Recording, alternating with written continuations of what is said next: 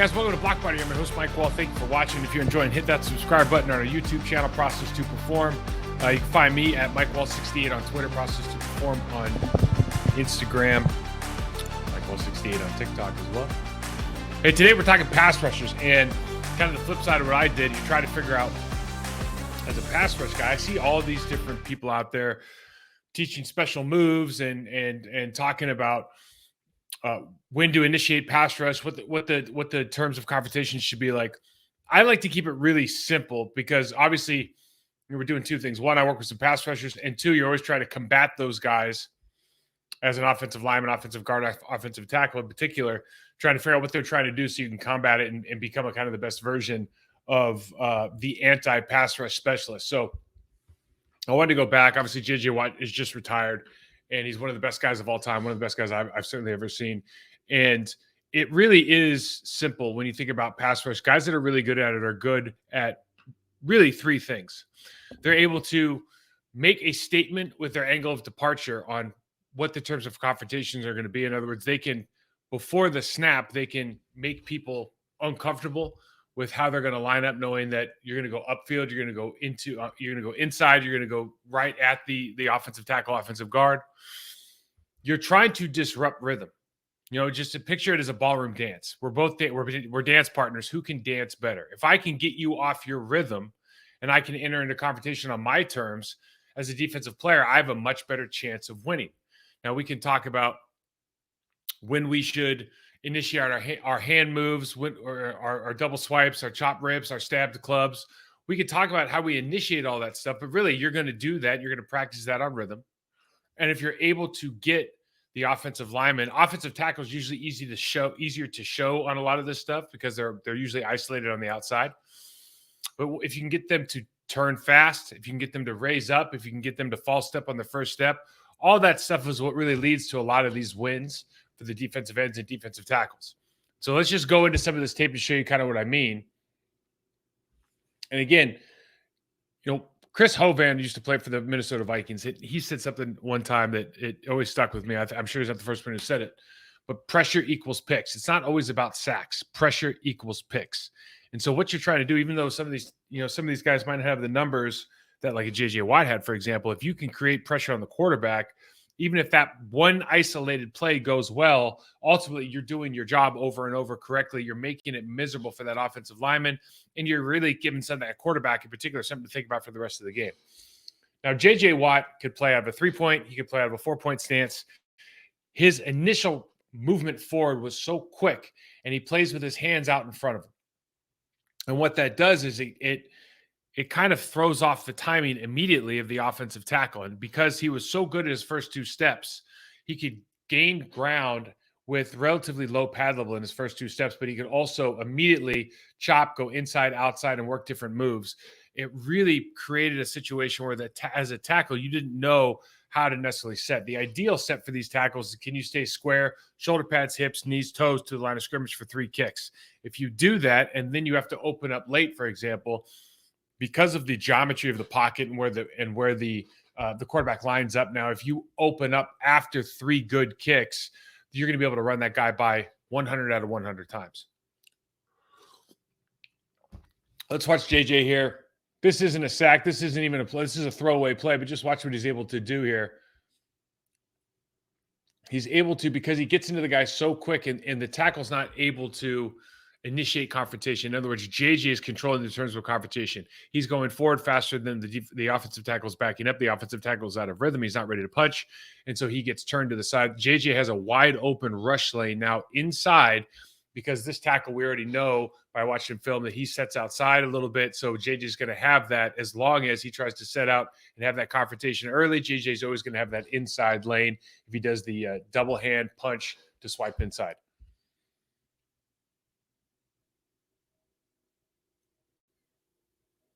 Now, this is Whitney, his running mate back in the day. And what happens here, Whitney gets Whitney, right? Yeah, Whitney. He gets a spin inside on the left tackle here for the Jacksonville Jaguars. And really what's happening is, and you hear a lot, Chuck Smith says this all the time, listen, you want to be able to smell their breath before you make your move. In other words, offensive linemen should be taught to keep everything at arm's length so you have more recovery time. When you get shoulder to chest, in the case of this spinning three technique, you are spinning a defensive end, you have no recovery space. So in other words, if the tackle had all the way out at arm's length and he spun, we can recover with our feet because we give ourselves that extra 2.5 feet of arm length. But if he's right on your chest when he spins, you're done for sure. So I'm saying that because if you're a coach and you see your offensive lineman, everybody's punching in here and they're doing all their drills with their hands inside tight here, you have to play with length because length equals recovery space. It gives you distance to create separation and keep them off rhythm. And it also, for the defensive lineman and for the offensive lineman, it also gives you recovery space. So you don't have any recovery space here. You get that easy spin inside for the sack.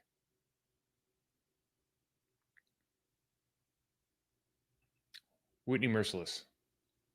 I always say that name backwards. Whitney Merciless. Excuse me.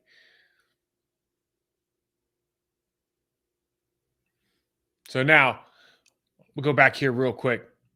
JJ Watt, I had to pull this off the videotape or the TV copy. So JJ Watt starts up here. And, honestly, this tackle's done a good job. He's set back. And what he's done is he's forced JJ to go through him. Ideally, as an offensive lineman, you kind of want to get them to run out of options and force the bull, right? So you kind of want to be able to sit and force the bull and have those guys run out of options. And especially now, because the pocket is a little bit deeper than it used to be, it's something that every offensive lineman can do unless they're running 3-step drops, in which case the ball should be out. It's not a problem. What JJ Watt does here, and this play ends up working out well for the Jaguars, but as a rule, what JJ Watt does here is instead of going over the top once you've engaged, he decides to directly press the pocket straight down where the quarterback should be, force him to escape outside, knowing that Bortles is not a great runner. Okay. And although this play ends up working out for a completion to his running back, this is what you want to do because you've destroyed that offensive lineman. You've pushed him right past where the quarterback's launch point is. You've told that quarterback essentially, hey, there's no safe place for you to be. You're going to have to scramble all the time. So you're going to always kind of have that clock in your head, which you would anyways with JJ Watt.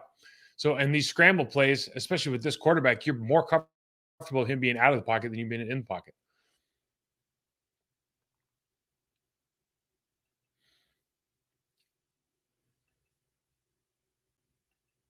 You see already with the first step, because JJ is showing that he's going to go upfield hard. With the first step, we have a little bit of rock from the right tackle, a poor first step where he steps forward. The game's over right now. There's no way that a right tackle who steps forward can, standing almost, he's straight up and down, can block JJ Watt trying to speed rush. And JJ Watt, listen, he's at home. I remember watching this game at home, has the crowd noise behind him early in the game. He's coming off player of the year. Everyone's kind of worried about him. So he's got all those things going on the right tackle's head. All the right tackle here has to do to give himself a chance is just set with some technique. But what happens is if you're not a technician, and a lot of these guys aren't, their footwork initially is problematic. And I don't care who you are. If you're a pass rusher and you see this on film once, you want to create the conditions to give that tackle or guard the opportunity to false step on his first step. Because if he does, this happens a whole lot. You might not get the sack and the hold like JJ Watt does here. You might just get one or the other, but you're going to get something.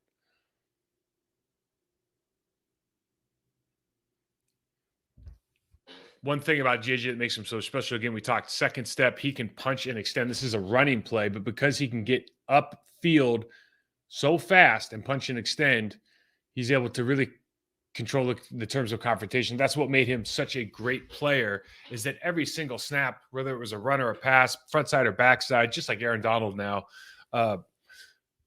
they're just so dangerous because really their initial footwork and their initial confrontation is better than everybody else's. And that's the point I really want to hammer home here is when you look at the best in the world and the best of the basics of the sport, if you really want to be good, you have to be explosive and you have to be able to punch, extend, and read while on the go in those first two steps.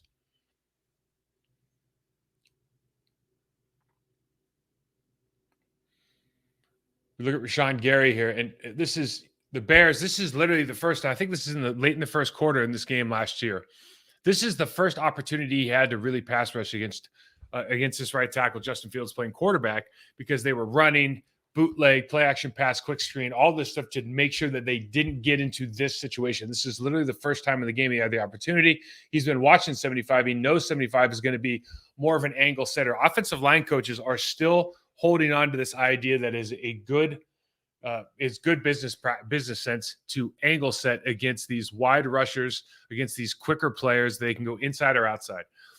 If you're a 325-pound, 330-pound offensive tackle and you're setting out to the right in this case, as number 75 is, you are, by default, if Rashan Gary is running upfield, you are going to have confrontation with Rashan Gary, who's a much better athlete, earlier than you're probably ready for.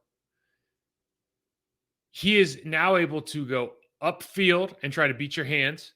He is able to cut inside and try to beat your feet. And remember, 325 pounds going that way and redirecting is really difficult, much harder than it is for a 260-pound player or 275-pound player, or whatever Rashan weighs. So you're putting yourself in a bad situation instead of matching speeds by going back and doing what we just call a line set, trying to stay square for 3 kicks at a much higher angle. So you see this here. He goes wide, and immediately, because he goes wide, he has to turn early. And when you turn early, when you look, if you just freeze the frame, you look at you in this situation, you're going to have a lot of problems. This is what Rashan Gary is really good at. He needs to do this as often as possible. I think anytime he doesn't do this, this is a wasted rep for him, because he's got this kind of talent. He has the kind of talent that can put people in a situation where he can engage them as they're turning, get that inside hand either on the outside or inside breastplate. And when he does that, he's able to have that two-way go. He can go inside and bull here. He doesn't end up making this play. Preston makes the play for the sack fumble, but really that's a Rashan Gary play. Phenomenal pass rush by him. Something that when he gets healthy, can't wait to see again, because I thought last year he was going to be up for, all-pro defensive player of the year type of season.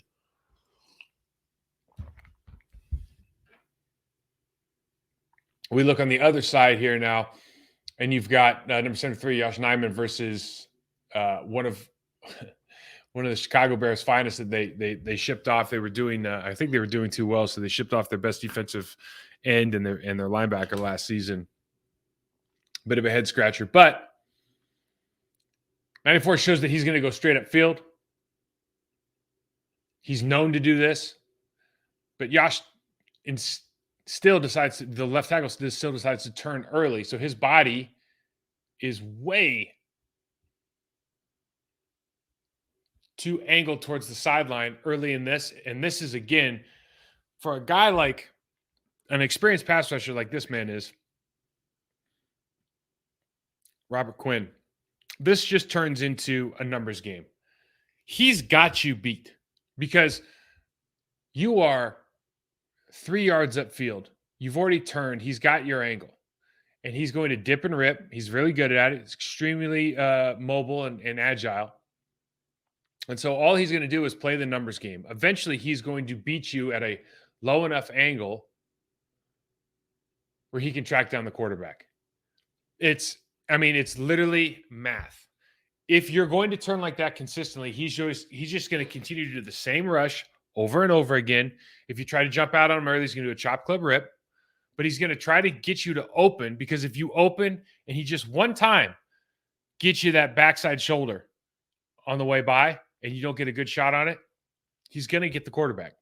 He's going to get a hit, a pressure, or a sack.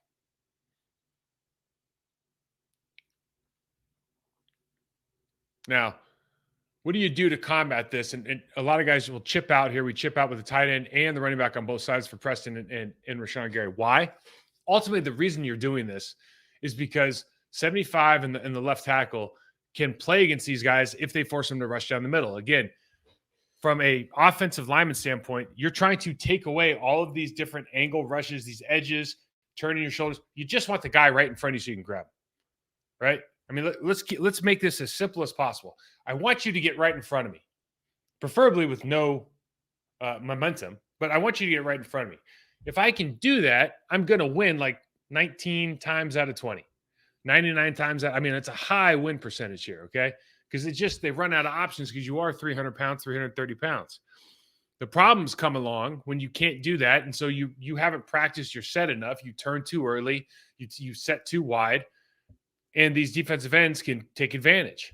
But if you just, very simply get in front of the guy, half the work's already done. 90% of the work's already done. We see this later in the same game. This is week 2 of last season, and Elgton Jenkins is playing right tackle, takes a bad first step, and it's over. And now again, you go, okay, how does he take a bad first step? He's a professional athlete, right tackle. We don't spend that much time working on technique. And so when you get into these situations, you start taking bad steps. And it happened to me. It happens to everybody. You don't spend enough time, especially early in your career, taking steps. If these defensive ends are watching, he's showing that he's going to speed rush upfield. That's what we're showing from the left defensive end here. He's showing he's going to speed rush upfield, and he's basically saying, I want to see if I can open you up early, or you're gonna take a bad step. If you're going to do either one of those things, I might not get the quarterback every time, but I'm going to make you sweat really bad, and that quarterback's going to start feeling my presence. So we take a bad set early. He opens up. He's got to hold him, gets the sack and the hold. Double combo guy. It literally has nothing to do with anything but footwork. This is the other option. Kenny Clark, you can just do one of these things. Just throw the guy on the ground. Had to throw that. I saw that. You got to throw it in there. It's amazing.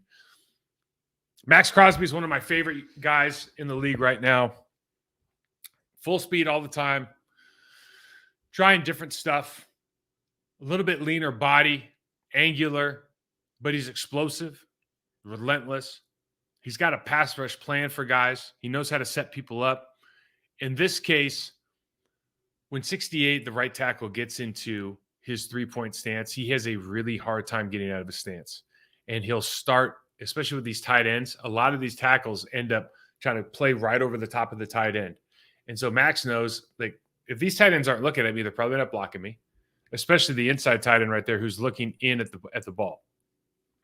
I can swipe through, and if this guy tries to short set me, like there's two tight ends here that are actually going to block, then I'm going to go right by him because this set is just very poor. And so this is Max saying, like we talked about, we're going to create an angle of departure that allows us to disrupt the rhythm of the offensive tackle, and we're going to initiate the confrontation. Swipe, done. Easy. Really, probably one of the easiest sacks he's going to have all season. See it later here. And now, because, honestly, one reason, tackles in his 2-point. Now, he's way too high, and he's inviting the bull. But he's in that 2-point stance.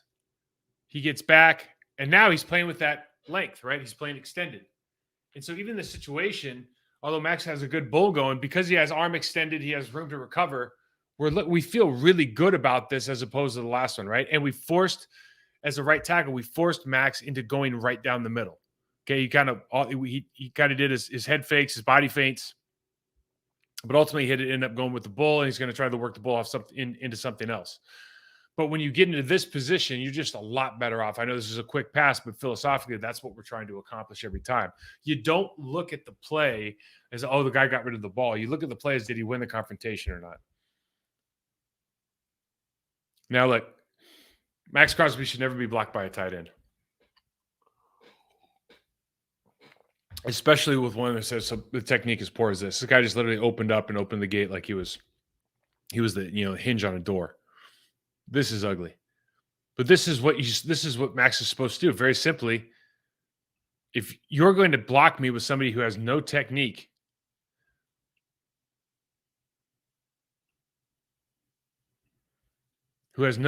arms wide open, chest showing, might as well just, he weighs less than Max, right? Right here, it's just a bull. And if you get low, not a whole lot the tackle can do. That doesn't show up in the stat book as a sack, and it's not a knockdown, but he forces the quarterback to back up some more, turn his shoulders, throw the ball away, go get mad at his coach, play Xbox. Now, Lane Johnson's one of the best in the business. And the reason that he's so good, and the reason that really good defensive ends have a hard time against him, is he gets off on the snap extremely fast, and he always ends up in this position. So Danielle Hunter is a great pass rusher, okay? But he does such a good job of staying square and forcing this guy. Like, he has nowhere at this point. Danielle Hunter's nowhere to go because Lane's back. He's in front of him. The quarterback is one that doesn't drop back too far. And when he takes that step, he doesn't pump forward. He just throws. So now, even though I don't like how his hands are, he's really has those hands because he wants to go low to high and grab. Now, if this guy spins inside, easy redirect. We have great footwork. It's an excellent job. This is just 2 plays later. Does the same thing again. Gets out fast. And he's just in a good body position. Danielle does a good job of getting him a little bit outside. You see the little, I'll show you one more time.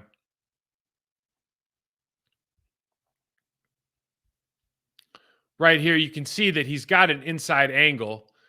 He should probably just take a stab and a rip inside, but he ends up doing the spin. Lanes does a great job recovering and pushing it down. Jalen, of course, escapes, makes a good play. But the idea of staying in front of that guy, he wins before they even touch each other most of the time. That's what makes him so special. And you got these 2 wide edge rushers for the Philadelphia Eagles. Brandon Graham's up on the right side of the screen, playing against the right tackle. I think his name's O'Neal. And we got a 4-man slide from the right guard over. So the left tackle takes a little bit kind of different set. He does anyways, but he knows he's going to have some help from that center, and therefore that left guard, they can create a wall. So the right tackle's on him by himself. And so he takes a good set, but if you're not going to, that's not a position of power right there. You see he dropped that back foot, so his right leg's almost straight. He's kind of reaching out instead of punching.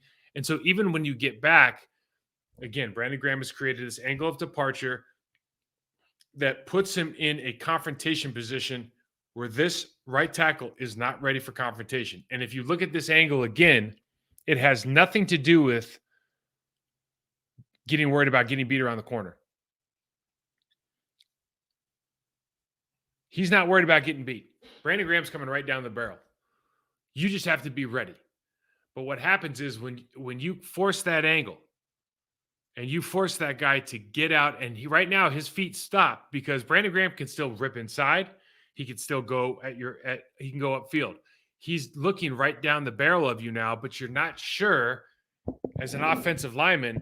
This is a very difficult, precarious situation to be in because you don't know what to do with your feet. Is he going to rip inside? If he goes upfield, am I going to open up or am I able to kick?